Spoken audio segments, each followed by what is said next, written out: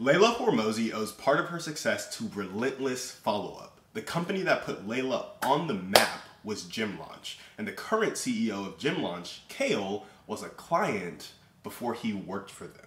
Now, Cale told a story about Leila that showed the power of great follow-up. Within a minute or two of signing up for their Facebook ad, Cale got a call from Leila. When he didn't answer, she texted him and gave him another call. That follow-up led to Cale's position as CEO of Gym Launch and their relationship today. None of it would have happened if she only followed up once at the first call like most people. So take a lesson from Leila and be relentless in your follow-up. Now, of course, you might be listening to this and you're like, yo, Timmy, I'm trying to be relentless in my follow-up, but how am I supposed to do that without being obnoxious? Like when Leila got that Facebook lead and she called Cale, and then she texted Cale, and then she called Cale again, and she finally got him on the phone, and that finally led to a client relationship that led to a business partnership. Now he's the acting CEO of Gym Launch.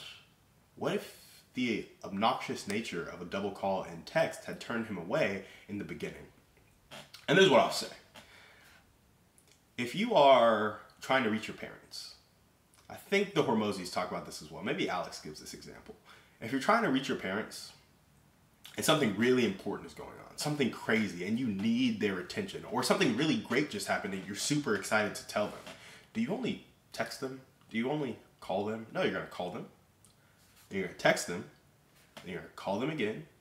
And then you're going to email them. And then you're going to call somebody else to see if you can get a hold of them, or call somebody they might be with, and then you're going to text that person they might be with. And all of that follow-up is happening because you have really great news that you need to tell somebody, or you have really poor news that you need to tell somebody. And so kind of substitute the obnoxious nature of follow-up with my product and service is super important for this person, and they realize that because they clicked on my ad, and it's my responsibility to show up for them.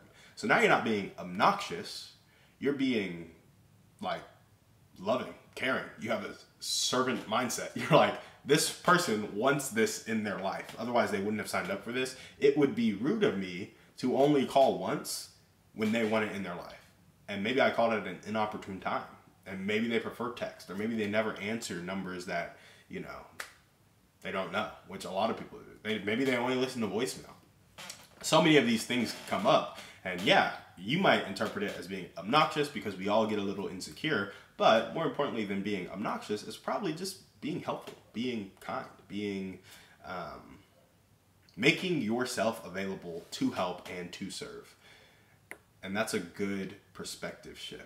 Plus, if they sign up for the ad and they don't want to be contacted by a call or text, then they don't care how obnoxious you're being or how not obnoxious you're being. They're not going to answer you. They're a dead lead. So I'd rather you be obnoxious and capture more leads with the risk of turning away some people who were on the fence than to not follow up enough and miss out on hot leads.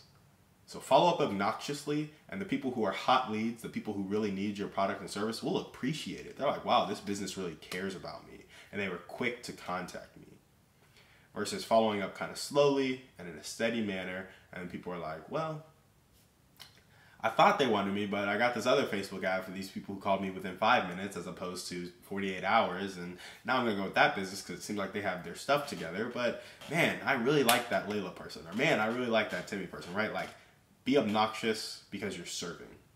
Like, when something is important, you get the message across. So make sure you have something important, and then make sure you get that message across. And then the question might be, well, okay, I'm okay with being obnoxious, but how long do I follow up for like that? Like, I'm not going to call them 50 times in an hour.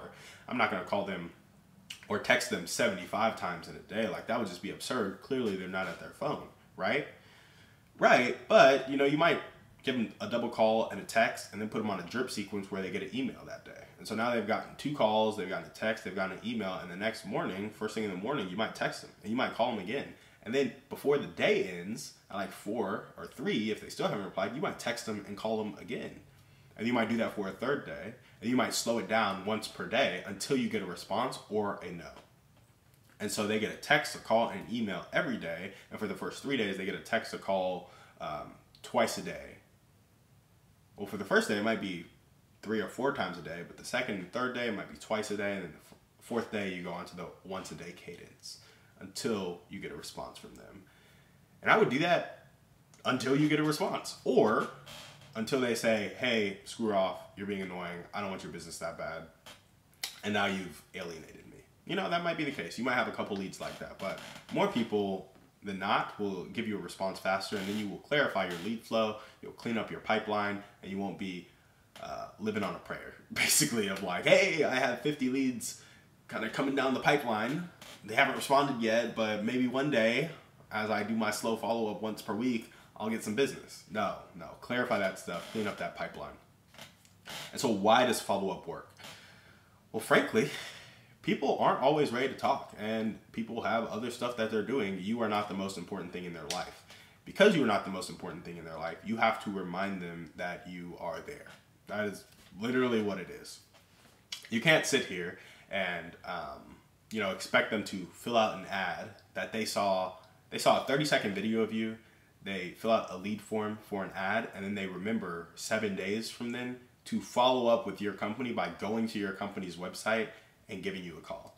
No way that's going to happen. You have to stay top of mind, and staying top of mind is A, they fill out the ad, you call them, text them, and email them regularly, but B, then you have some retargeting ads that just push out content, and C, you have organic content that they're probably following because it helps with paid content, right? A lot of people will go watch your organic content before they watch your paid content, and so having that content out there, emailing them, texting them, and calling them, and having some retargeting ads, and maybe if you can touch some people in their community, either friends or family that also follow you, that would be epic as well. That's a harder one to do, harder one to implement, but if you can execute on it, it's really solid.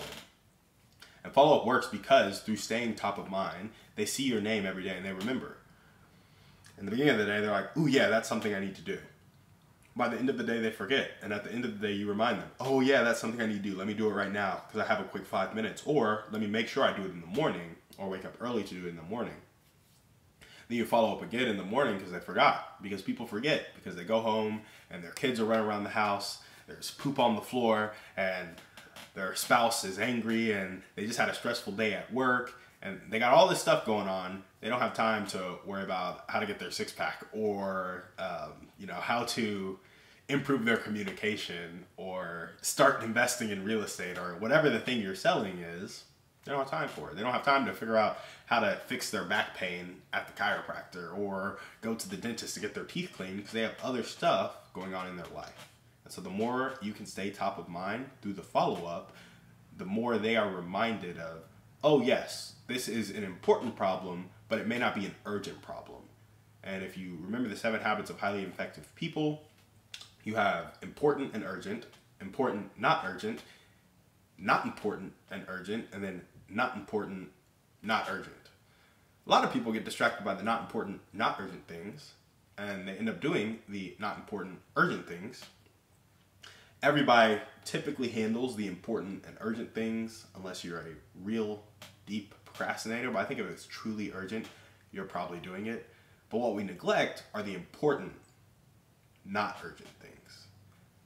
And that's probably where your product or service is falling. You're probably fulfilling an actual need that's important, but it's just not urgent. They could go another 6 months without it. They might be able to go another 9 months without it. But it becomes urgent when they think about the consequences of actually going 6 months, 9 months, 12 months, 18 months without your product or service, and how much better their life could be if they do it now. And through follow-up, through top of mind, you can remind them of what they're missing. And you can remind them of how you can help them. And when you do that, you create some urgency around the subject, and it will lead to them booking that appointment. And that appointment will hopefully lead to a sale, which will lead to a solution for their problem. And that's the most important thing. All of this follow-up, all of this being obnoxious, all of this continuous follow-up is to provide solutions to their problem. So that's what we got for you guys today on the show. Thank you so much for watching. We will see you on the next one. And remember, we are a community of people judged not by our wealth, but by our impact.